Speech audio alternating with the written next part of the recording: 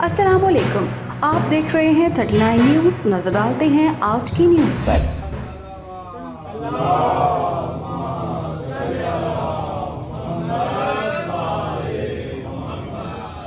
तफसीलात जानते हैं अपने नुमाइंदे से। जी, इमाम बारगाह शाह नजफ़ ला कॉर्नियो में मजलिस अज़ा की महाफिल जारी हैं।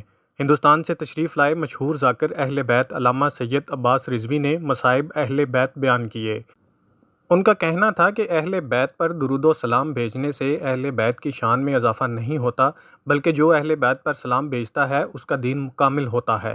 अहले बैत के खानवादे ने करबला में जानों का नजराना पेश करके इस्लाम को ताबंदगी और ज़िंदगी बख्श दी। दलील क्या है? हमने कहा दलील मेरे पास बहुत मजबूत है। भाई आले मोहम्मद का तस्करा करने से आले मोहम्मद को कोई फायदा नहीं है। आले मोहम्मद का जिक्र करने से आले मोहम्मद को कोई फायदा नहीं है, फायदा दीन को है।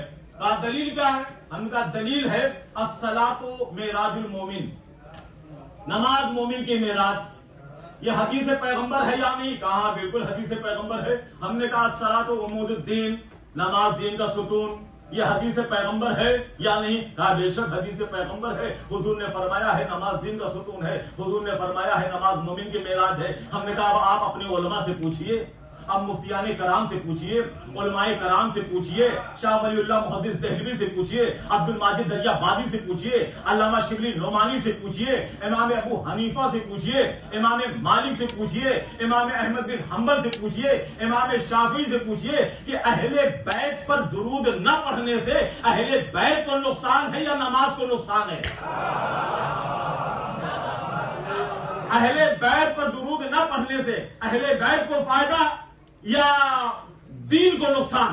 तो जितने भी उलमा हैं, जितने भी मुफस्सिरीन हैं, जितने भी हाफिजान कुरान हैं, सब ने मुत्तफिका तौर पर कहा। ये मुत्तफिका तौर पर जितने उलमा हैं सब ने कहा। और इमाम शाफी ने तो बहुत कीमती जुमला कहा। इमाम शाफी ने बढ़ के आवाज दी कि भाई सुनो, अगर नमाज में अहले बैत पर दुरूद पढ़ने से अहले बैत को फायदा तो अहले बैत दीन के मुताज।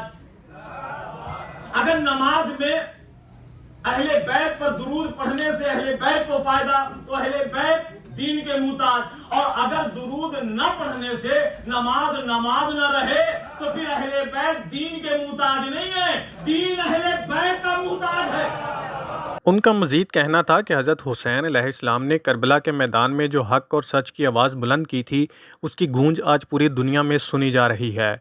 हुसैन अलैहिस्सलाम ने अपने नाना से किया हुआ वादा वफ़ा कर दिया है। आज पूरी दुनिया में जब हक़ और बातिल का जिक्र होता है तो दुनिया दो ग्रोहों में तकसीम हो जाती है।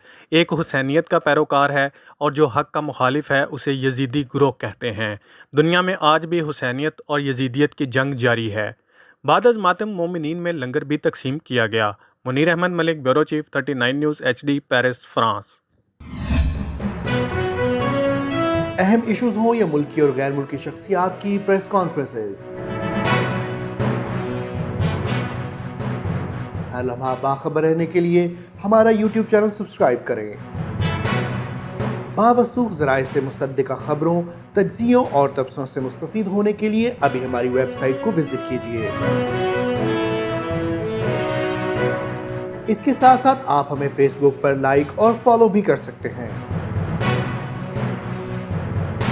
इसके अलावा हर टाइम ओवरसीज़ पाकिस्तानियों के हालात और मसाइल के हल को जानने के लिए हमारी ऐप भी डाउनलोड कर सकते हैं। हम कर रहे हैं आपको हर लम्हा बाखबर, क्योंकि है 39 न्यूज़ पर आपका एतबार।